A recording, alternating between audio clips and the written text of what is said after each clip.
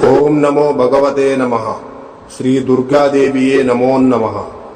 రక్త తర్పణ చేతబడి మీ శత్రువులు గాని, మీరంటే గిట్టని వాళ్ళు గాని, మిమ్మల్ని వేధించే వాళ్ళని గాని వాళ్ళ ఫోటో పేర్లతో రక్త తర్పణం చేసి ఒక ఆత్మని మా ఆధీనంలో చేసుకొని మీ శత్రువుల వంటి మీదకు పంపించి మీ చేతికి మట్టి అంటకుండా, మీ పేరు బయటికి రాకుండా వాళ్ళ అంతటా వాళ్ళని అంతం చేసుకునేలా చేస్తాము.